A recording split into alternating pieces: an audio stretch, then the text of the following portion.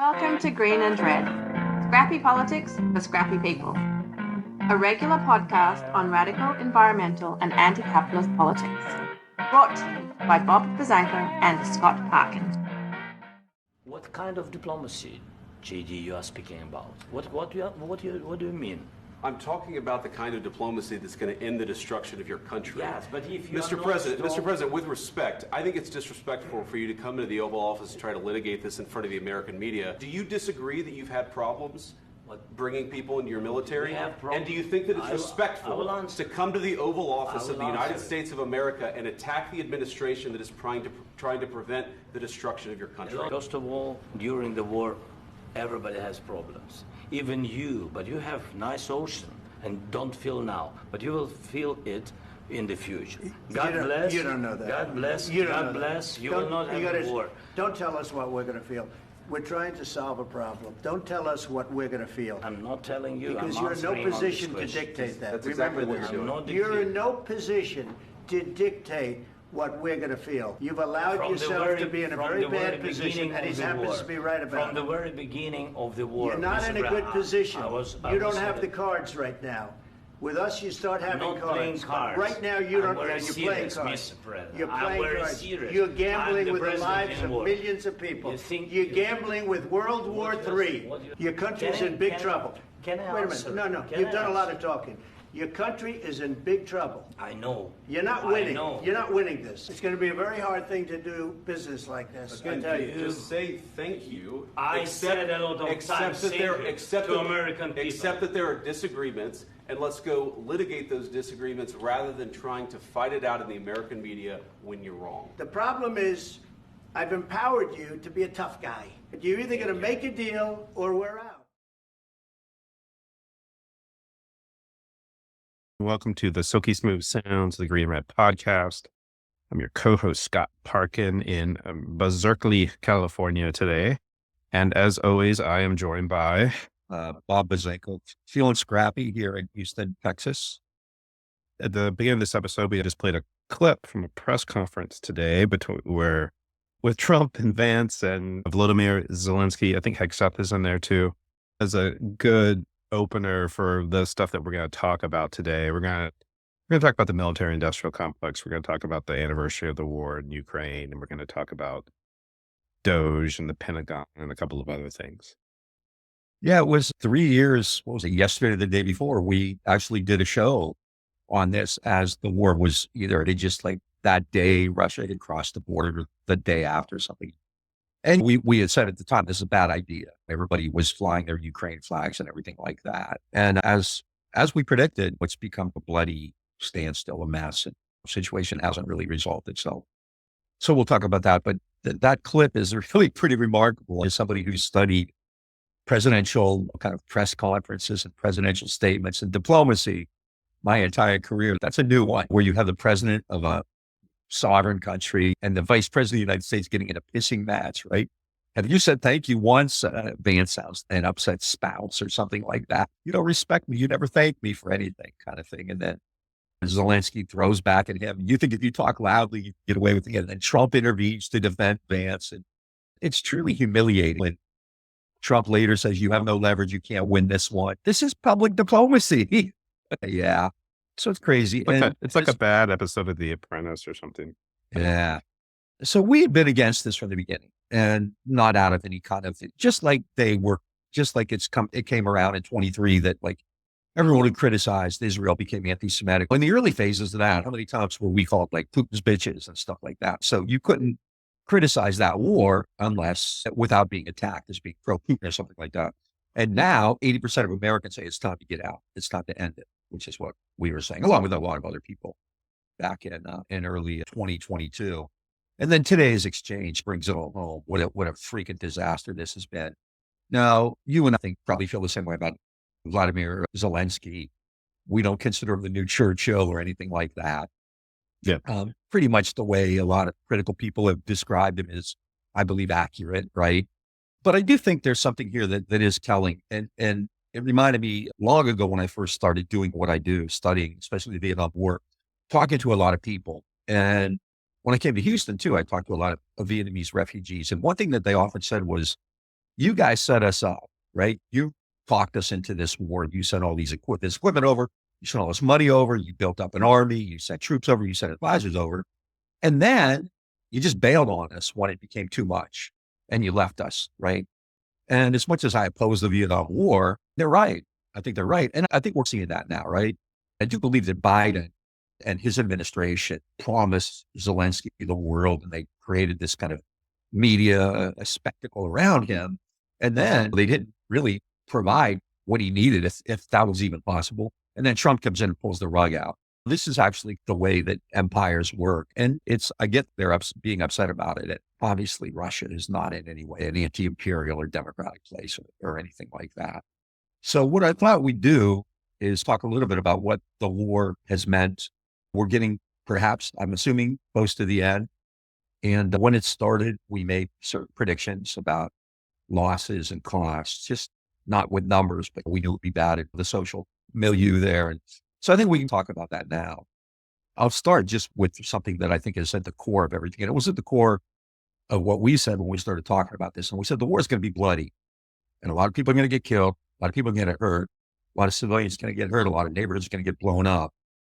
And it's not going to be the people who run those countries. It's going to be the workers of those countries, the peasants and things like that. And we've seen that. So just a little bit on number of casualties, number killed, right?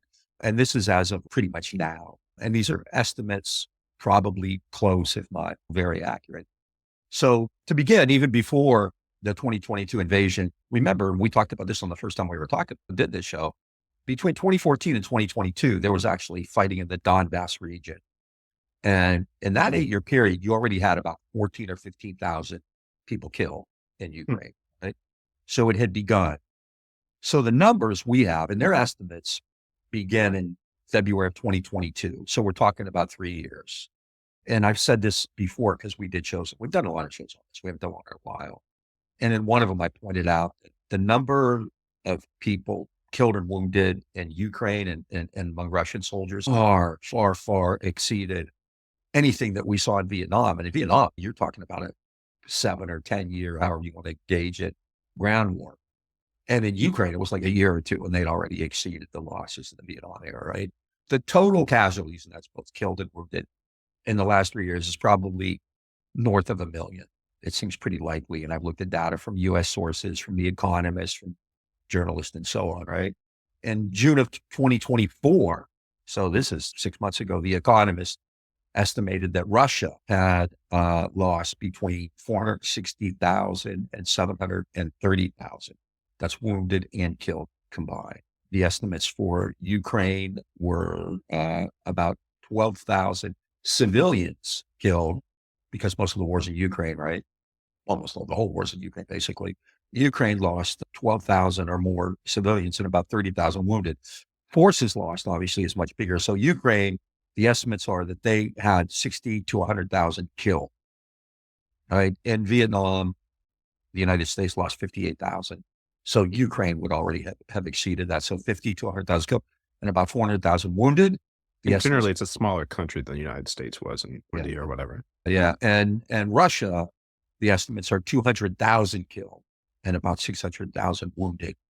So you're looking probably total in excess of 1 million. So it is an immense loss of human life. And I think that's anything like that starts, right? I keep going back to Deb's famous speech over 100 years ago. The master class declares all the wars, and the working class, right? The subject class fights all the battles. And that's clearly who's losing their lives, right?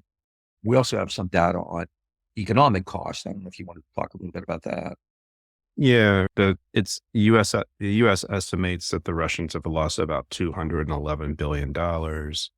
On the Ukraine side, the U.S. has sent $175 billion to Ukraine, which obviously Zelensky is not very grateful, as we found out today. Since February 2022, a lot of that aid money was actually spent in the U.S. because of— It's important. Yeah.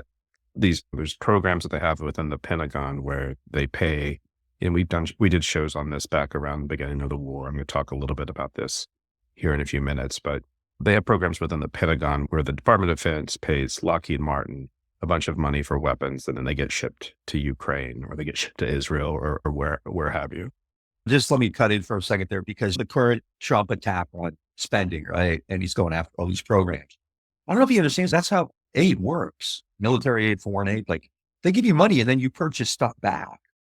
They're called offset arrangements, right? And so the point is you're subsidizing your own businesses. So I give you money, but then you're compelled to purchase goods and services back from me.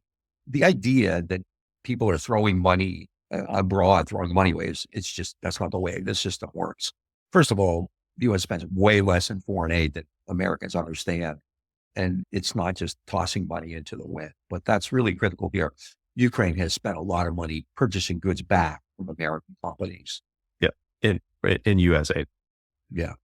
In 2022, we saw 13 billion and 40 billion spent between the Ukrainians and the Americans, respectively. Yeah. In 2023, it's 12 billion and 47 billion. In 2024, it's 61 billion. Yeah. And this is actually there's a pretty important thing to note here. One is the way in which these offsetting works, that, like Bob just said, is like, this is profit in the pocket of U.S. weapons manufacturers. The U.S. corporations, most weapons manufacturers are U.S. corporations. There's European weapons manufacturers and there's weapons manufacturers in other parts of the world. But for all intents and purposes, the U.S. is the biggest arms dealer in the world. So that's actually really important. And so when our Congress who actually has control over the budget, not the executive, contrary to what Elon and Don tell us. As of today, maybe, but you never know. Yeah, that could be changing before we know it. But when Congress approves the budget and allocates money to military aid to Ukraine or where have you, they're basically paying that to these arms dealers, which are largely U.S. Very important to note. The other thing here is that when that military aid is being allocated to go fight wars in Gaza or Ukraine, it's not money that's going to places that are in crisis in the U.S. Let's talk about East Palestine, Ohio. Let's talk about Jackson, Mississippi. Let's talk about Flint, Michigan. And those are just some of the worst sort of environmental injustice cases that we could talk about. But we're moving into this new measles in Texas. It's the latest, right?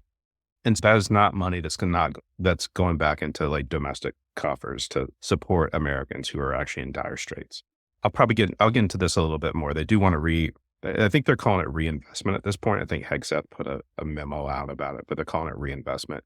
And so what they want to do with some of this money, they're not actually really going to cut it. They're going to reinvest it into other military operations. Border security is going to be a top one. I'm going to talk about that in a minute, though. Yeah, I think. But let's just stay on Ukraine for a second. Yeah, and as an aside, I think that's an important point, because the way foreign aid programs are structured, and historically it's been this way. You can look at like the Marshall Plan or the creation of the IMF and World Bank or NSC 68, right? At the time, one of the big concerns was that the world, after the Depression, after World War II, wasn't in any condition to buy stuff. There was a so-called dollar gap. These other countries didn't have dollars, so they couldn't buy stuff. The American aid programs were intended for that purpose. They're essentially subsidies, right? So you send all this money, massive amounts of money, especially to Europe and things like the Marshall Plan or with the Bretton Woods system or later in NSC 68. And then they purchase goods back, right? And so that way I'm guaranteed economic activity to avoid what had happened in the 1920s after World War I, another depression, right? So I'm guaranteed that, but I'm also creating allies and friends and outposts elsewhere. And that's what the U.S. did, right? What's really striking about this is the United States is at odds now with the British and the French, who continue to insist that Europe is important, that NATO is important. And as a good lefty, I've never been an advocate of NATO. I don't think it has a purpose. So it'll be interesting to see how this plays out. But those kind of arrangements are important. These aren't charity works, right? And even if you take programs, like you mentioned, USAID, right? And I've seen a lot of lefties attacking USAID. I'm glad he got rid of it. And I know I've studied this. This is an element of soft power, right? But one part of soft power means that you actually provide resources for people in these communities. You can build schools or clinics or whatever. So it's doing that as well. I will say when I said USAID, I was just talking about just in a more general term, not actually. No, I know, but I'm thinking like that the bigger point here is that people don't understand the way aid works because no one's ever explained it. No one has an interest in explaining the way it works, right? Yeah. I've seen polls my whole life where they'll say, does the U.S. spend too much on foreign aid? And the majority of Americans will say, yes, we spend too much on foreign aid. And then they'll say, what does the U.S. spend? What percentage of GDP does the U.S. spend on foreign aid? And people will say, oh, it's probably around 20%. And then they'll say, what should the U.S. spend on foreign aid? And people will say, oh, 10%. The reality is it's about 2%. So what they think it is, but it's also much lower than what they think it should be. And so I think it's important to understand how these work. Like I'm not an advocate of the United States spending billions in Ukraine. There are a million places, literally, I think that would have been better to spend that money, places where it'd be better to spend that money. But at the same time, it wasn't just like the United States was sending money, throwing it up in the sky. It was used to purchase goods back. It was used to invigorate certain companies, especially military industrial companies, right? Also, but before we move on, the UN not long ago did a report on Ukraine, what had happened there, the damages there. And it's pretty stark, right? They estimate that the cost of rebuilding Ukraine will be over $500 billion, over $500 billion to rebuild Ukraine. The direct damage is already close to $200 billion there. 13% of all the housing stock in Ukraine has been destroyed. Well, what's interesting, of course, is like that $500 billion in reconstruction. Who do you think is going to be getting that money? U.S. and other Western European. Halliburton, Schlumberger, GM, right? Ford, General Electric. Who knows? Is Europe safer now? Obviously not. And there's always going to be this debate going on too, which we've talked about. It'll never be settled about the role that U.S. and NATO played in starting the war. And liberals have always dismissed it and said, no, it had absolutely nothing to do with it. We disagree. At the same time, I personally believe Putin invaded Ukraine. I don't have any problem saying that. I think according to international law, he was an aggressor. And I think I've never been into the Russian conspiracy stuff, but you got to think Trump really does try to smooth things for Putin. So who knows what that's about. PP videos. Anyways, we could go on and on, but I think just to go back, because it's been 3 years, things may be finally winding down. Trump is really squeezing Zelensky, obviously wants mineral rights and all that, which is the way foreign policy works. Is usually you just do it on the side. You keep it more secretive. You don't do it out in the open. Nor do you have press conferences where you're vice president and that out of another country get into name calling. It's also worth noting one of the reasons that Zelensky had gone to Washington today is that in order for aid to continue and for the U.S. for the Trump administration to be more of an ally to Zelensky, is that he was actually going to sign an agreement, sign away a lot of his mineral rights to the U.S., which actually he stormed out of the meeting before he signed it. But it's also like worth noting, as we're talking about, a lot of people are going to make a lot of money from the reconstruction of Ukraine. But it's also worth noting that I'm sure that Trump somehow set up on his businesses to broker the deal. And I'm sure he'll get huge fees that. Absolutely. Those mineral rights are not going to the American Treasury. They're not going to the National Treasury. They're going to go to the Trump organization. Yeah, they're going to cronies. Absolutely. Oh, absolutely. It's, didn't we say this show the other day? In 1893, Sanford Dole became the governor of Hawaii, right? That's American foreign policy, right? Trump's whole thing about making America great again is like making him and a few of his billionaire oligarch friends great again. So there's the story of the sort of the Trump meme that sold for like record profit, like around the inauguration, and all of these Bitcoin people, I guess it was Trump Bitcoin, and all of these Bitcoin traders bought it because it was going to be worth so much. And then it plummeted and all those guys took a bath, except for a few like well-placed Bitcoin traders who really knew what was going on. But the Trump organization actually had brokered it and actually just charged fees. They actually didn't buy it or sell it. And they actually made something like $100 million from that. And everything that he does, everything that his family and his company are involved with is only there to make more money is only to personally enrich themselves. Yeah. And it's really clear that Elon has actually also knows that game too. And that's actually why he's also in the mix here. He gave $250 billion to the Trump campaign in 2024, and he's exponentially getting that investment back. Yeah. He's had 30 some investigations already canceled into Tesla and SpaceX. And so it is amazing. Part of me thinks like, how do people fall for Trump? It's so seems to me obviously like artificially disingenuous. The Democrats never called him out on this. Like when he says that crazy shit, they never called him out. The media never called him out. So they continue to let these things stand and they get out in the atmosphere. People believe it. But yeah, this is all about him and a few of his friends getting rich. That's the whole point of this. And it's crazy too. I think we're about ready to segue to talk a little bit more about military stuff. And I know this morning I was chatting with a friend of mine who's a vet. I believe he was in maybe Iraq in the second Gulf. I'm not sure, but I think so. He's very upset today because of what Trump's going after vets, right? He's cutting back programs that help vets, counseling, mental health programs, VA programs.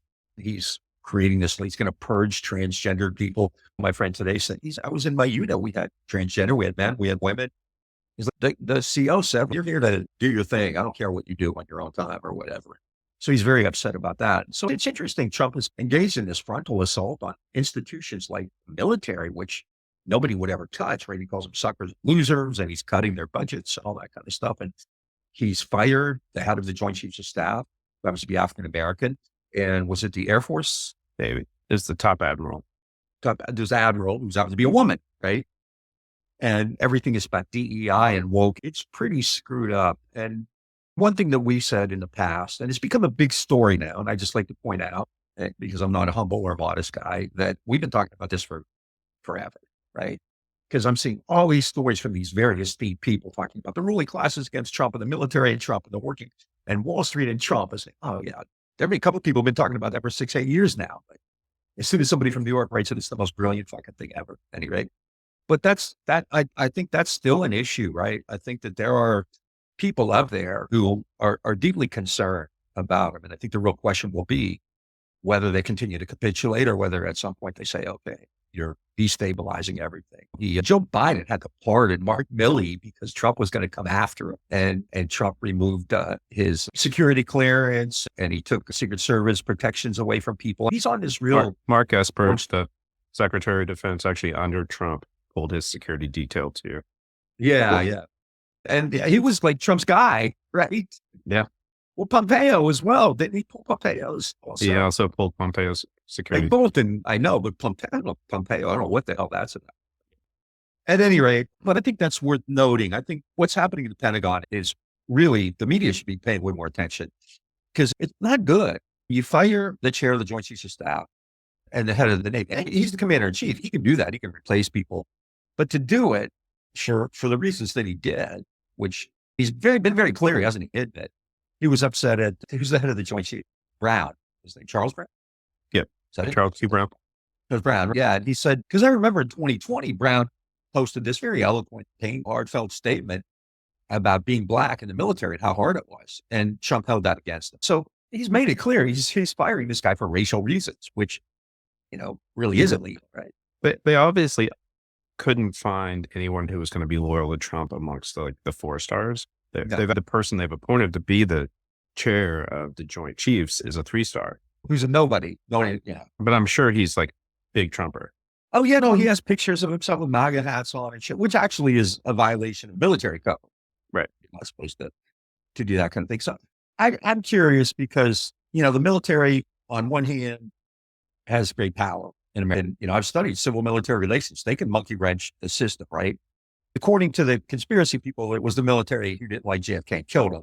Reality, obviously, is very different. That wasn't the case at all. Actually, the military didn't want to get into the Vietnam War. There's the revolt of the admirals in the Truman era. So military is deeply involved in politics, always has been, always will be. They cultivate people in the media and so on. I'd be interested to see, though, but they're deferential, right? They believe in military codes and you obey and you go up the chain of commands. So it's going to be interesting to see how this plays out because they fired people at the highest level, the brass. They're also getting rid of JAGs and a lot of other folks, too. Clearly, he's trying to create a military, almost like a Latin American military from the 60s or 70s, right? And Hegseth is real fond of quoting about the reason he got rid of Brown and the reason he got rid of the top Navy admiral is that he wants to bring back a warrior culture.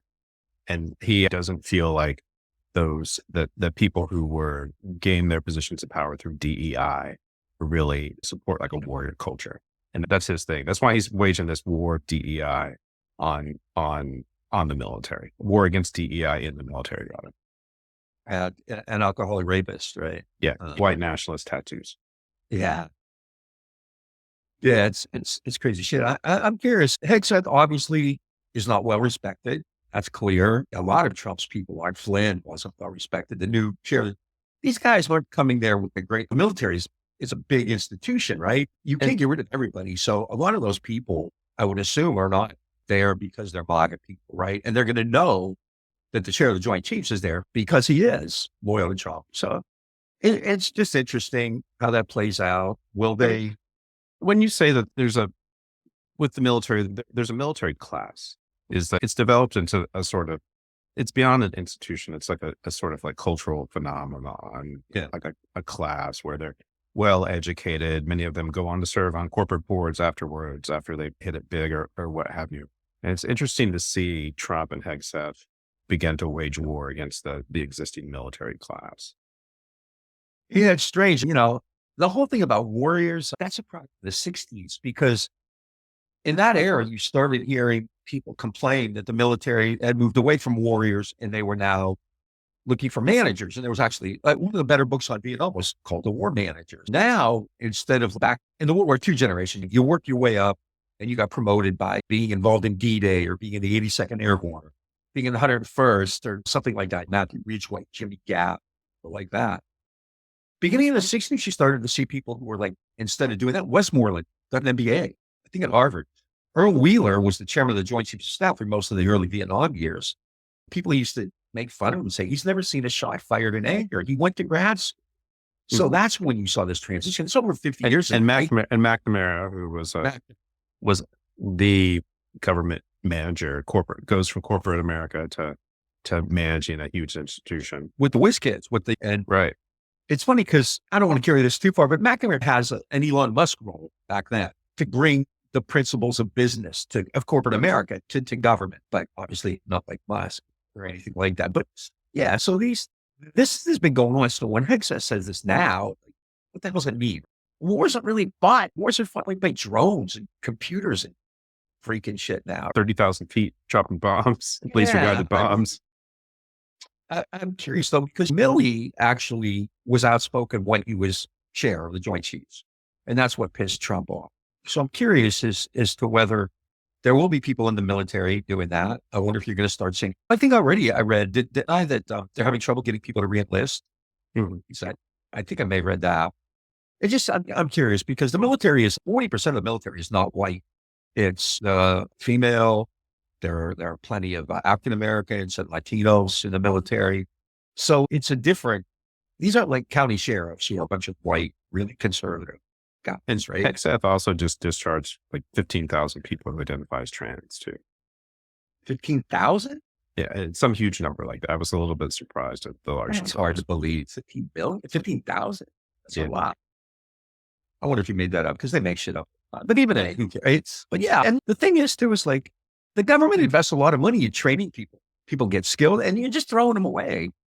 You know how I feel about the military. It's so bizarre, right? Many of those people they've dismissed probably are fantastic soldiers, right? And just got rid of them because of who they love, basically, who they want to be or who they love, right? You're keeping people in there who could get your whole fucking platoon blown up and killed because they're idiots. But I'm curious to see what happens going forward, especially after these firings and getting rid of the judge advocate general and all that kind of stuff. Remember the first term Trump pardoned that guy who was convicted of war crimes in was it Afghanistan or Iraq? It was Iraq. And Hegseth advised him to do it.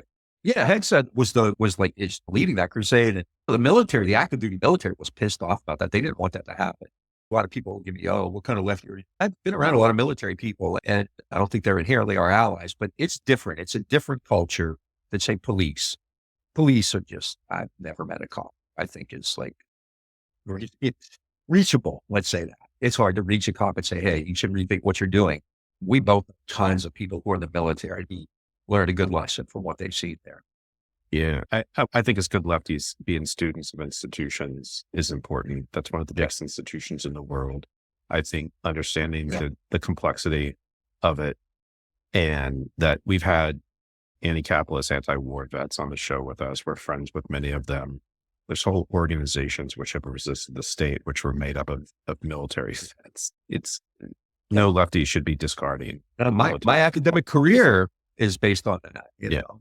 Yeah, we should be learning and studying about it and understanding the complexity and how we can use it to our advantage if we're wanting to change things. I mean, every lefty knows who Smedley Butler is, and they woke him approvingly. There's a lot more than Smedley Butler out there doing that. Exactly. And I think that's important. I think it's also telling, and I know you want to talk a little bit about military spending and spending, right? Just the last thing I'll say, because when we talk about the military, this is a common theme. We also talk about the ruling class, right? And it's also interesting because you're seeing a lot more stories now about Wall Street being upset, being concerned with Trump, Wall Street Journal, Bloomberg, Forbes. You're starting to see a pretty big drumbeat. And it comes, and this is again, something we talked about for fucking forever, right? And again, they're making the very profound and brilliant and never before heard claim that Trump is destabilizing the global economy, which is something we've heard. And that's true. So I think that's something worth monitoring too, worth, kind of auditing, right? How are these people just going to sit back? And remember, was it Paulson or it was Lloyd Blankfein's famous line in 2017? He said, "We went along with them because of the tax cuts. And after that, we made a deal with the devil." Right? What are they going to do this time? Are they going to continue to do that? Because he's already, like, the new budget, right, has $2.8 trillion in tax cuts, I think, or some insane amount like that. Or cutting Medicaid, cutting Medicare, cutting kids' programs, cutting cancer research to give a $2.8 trillion tax, right? He's going to take us back to the greatest economy since 1880. The Gilded Age. That's what they want. I guess they see Gilded Age as a pejorative, so they're calling it the Golden Age, the Trump Golden Age. They literally go around and say that. What neoliberals do. That was a neoliberal period, wasn't it? The 1880s. Is that when neoliberals got started? Yeah, I think so. And then with the McKinley era. Those protective tariffs is a manifestation of neoliberalism, right? Yeah. But anyway, so there's a lot to monitor there. The situation is pretty bad, and it's alarming in a lot of ways. And obviously the Democratic Party is not going to stand in the way. They're not going to take a bullet for anybody. So I think it'll be interesting to see how these institutions, and forget the media, right, after what we've just seen with Bezos and just the overwhelming capitulation to him, and he's intimidating. They're giving him money because he's threatening to sue them. It's pretty scary. It's pretty bad, right? It's hard to even claim. You don't really deserve a free press when you fucking act that way. It's pretty bad. It's pretty bad. Just to shift into some of the budget stuff and some of the corporate weapons manufacturer stuff, I just want to note that where they're going at the Pentagon around DEI, they're also going at it from the side of where they're going at after lots of other agencies within the U.S. government, which is around government efficiency. With the Pentagon budget cuts, it's much more smoke and mirrors. The Washington Post actually had a recent headline that says Trump administration orders Pentagon to plan for sweeping budget cuts. But if you go and actually look at the actual order, it's actually shifting funding from some military programs into others. It's actually reshuffling the Pentagon budget, not cutting it. And so worth noting. And then the Pentagon, in a statement, Hegseth's office on February 20th, said that the Pentagon would rely on DOGE to find fraud, waste, and abuse in the largest discretionary budget in the federal government. But then he added, such cutting allows us to reinvest elsewhere, right? Really important nuance in the words in which they're using there. And so what they are going to be cutting, which is going to be something like 8%, is going to come from non-lethal programs. And that money will flow toward the America First priorities of Trump, which include a military buildup at the border with Mexico, accelerated militarization of the Indo-Pacific region, and then, this is my favorite, they're going to build an Iron Dome over America. Have you heard about this? Basically, I heard it out there. It's actually in the budget. It's in those are the three priorities for the Pentagon budget. It's a throwback to Star Wars, I guess you could say, the Reagan era. But no, that's exactly what I thought. Yeah. The Iron Dome is very reminiscent of that. Yeah. SD that. But they can use that old commercial with the little girl draw with the crayons. The missile hits the. I also want to say, amidst all of these budget cuts, Trump endorsed a Republican budget resolution, which passed the House this week, that includes an extra $100 million more in the Pentagon's budget. Where's government efficiency there, Bob? Yeah, it's like over 900 officially, like the official budget. The real budget is over $1 trillion, but officially it's getting close now. It's 938 maybe or something like that billion. It's pretty freaking big. Yeah. 100 million more, or 100 billion more coming from Trump. Yeah. And despite all these budget cuts, it's the sort of thing that would maybe make stocks plummet within the weapons manufacturers. The S&P Aerospace and Defense Select Industry Index, which is actually an index which represents the arms industry, is actually up 4% since Trump's election, and it's up 20% since last February. So it's really you can also, if you're gauging by the markets, if the markets are any indicator, they're actually feeling like pretty confident about what's happening. Executives at a number of war manufacturers, including L3 Harris, Palantir, and Northrop Grumman, have all said on recent calls that DOGE and President Trump's focus on efficiency either align with aspects of their businesses or otherwise had some praise for those initiatives. Lockheed Martin's CEO, who made a lot of money since Russia's invasion of Ukraine and the Israeli invasion of Gaza, called DOGE an opportunity to help streamline the acquisition process. And William Hartung, who we actually had on the show, said in a recent article, getting rid of waste, whether it involves price gouging, access bureaucracy, or simple failure to keep track of the department's assets, is a worthwhile mission. But the real path towards making America more secure, a lower cost, must involve a genuine reevaluation of the nation's strategic goals that moves away from a primary emphasis on military instruments of statecraft towards more balanced approach that elevates diplomacy, cooperation, economic and cultural engagement, which actually they did not do with Zelensky today, and they probably won't be doing anytime soon. But that's what USA groups like that do. Yeah, it's like soft imperialism versus military force. Power, which I hate to sound like an advocate of that, considering you have a guy threatening Greenland and Panama. I think one thing you're going to see too, because you mentioned that the kind of reallocating resources, you're going to see a lot more focus on Latin America. I think they're going back to the days of Monroeism almost, right? Because you're seeing this kind of like attack on Venezuela and Mexico, where he's threatening to send American troops in to fight the drug war, which is just like Cuba, just the whole region. I think like kind of pink tide. He's invited Bolsonaro to the inaugural, and he's good friends with Milei in LA in Argentina, right? I think you're going to see a renewed focus and a lot more resources poured into that region as well. Yeah. I should also note that as we're talking about military contractors, one of the biggest recipients of military contracts, one of the biggest beneficiaries of this is Elon Musk. SpaceX in the last year got $3.3 billion in unclassified revenue. In 2021, and this is under Biden.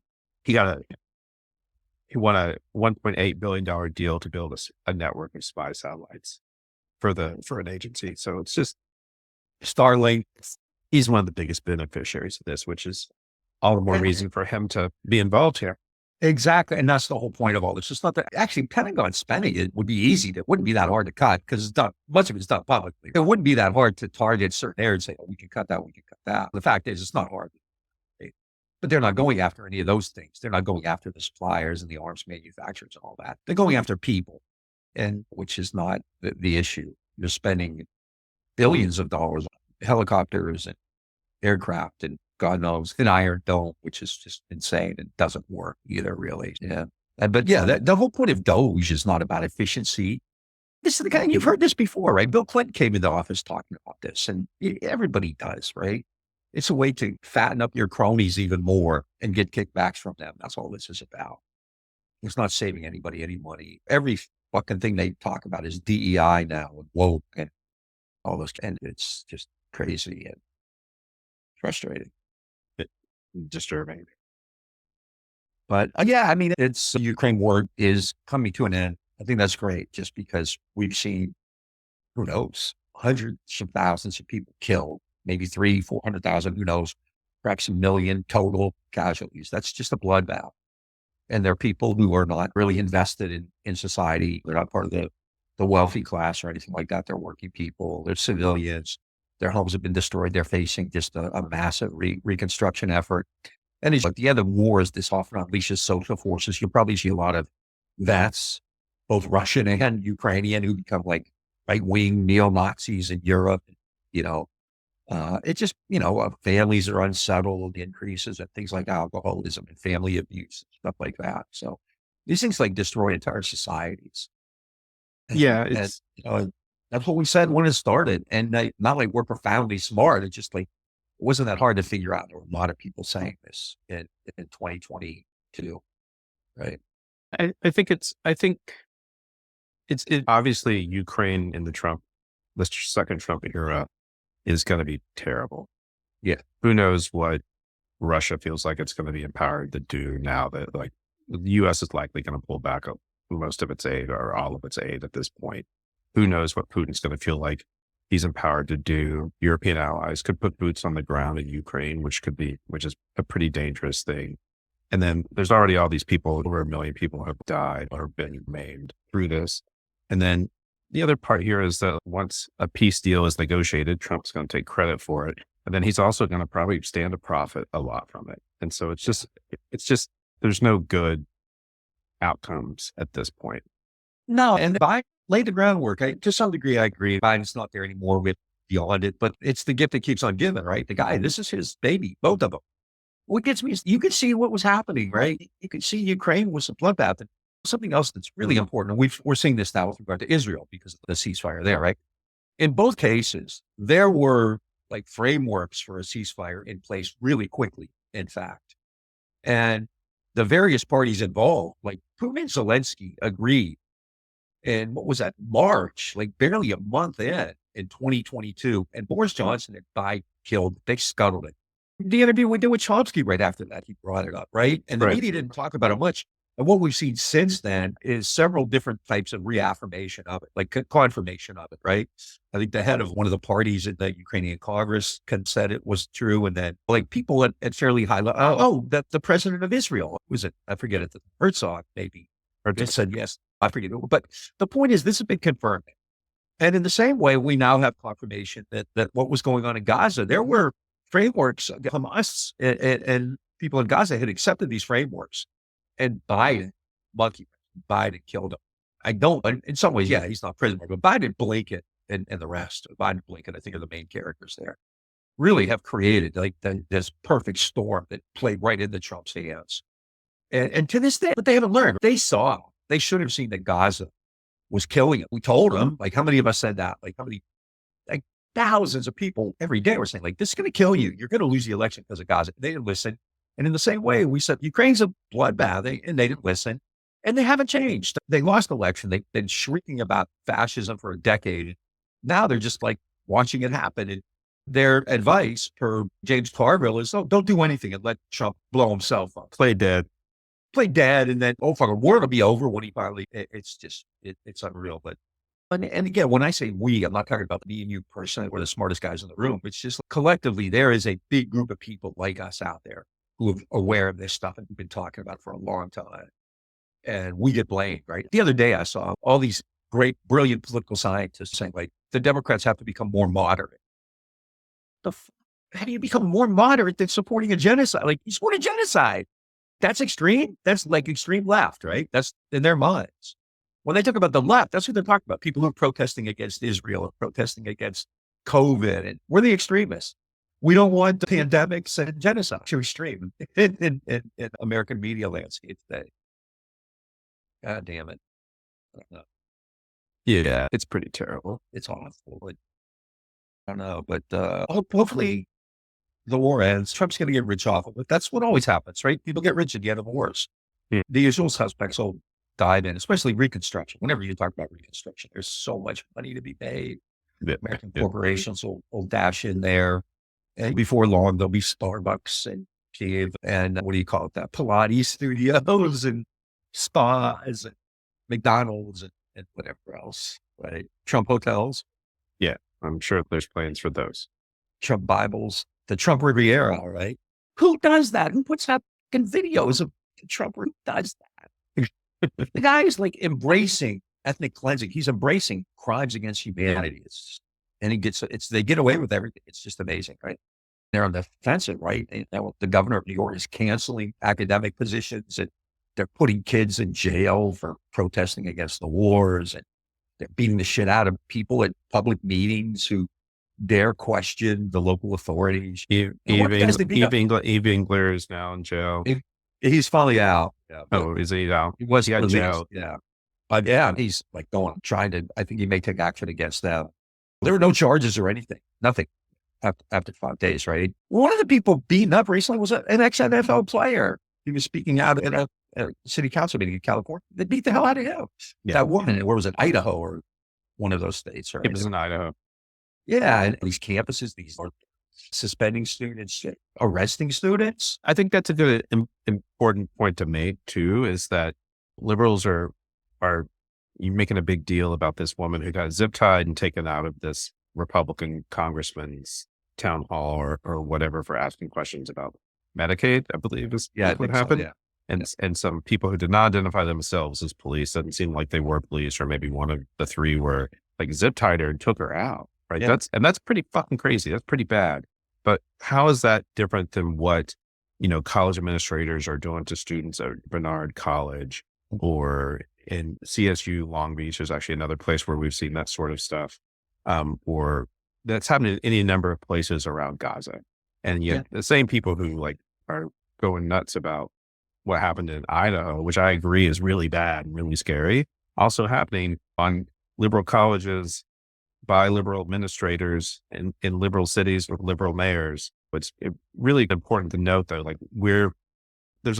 there's an anti-authoritarian spirit, I still believe, in this country on the left, and people are just very confused about where they should be in this mix, because they somehow think that the Democratic establishment is somehow anti-authoritarian because they're up against Trump, which is actually really problematic.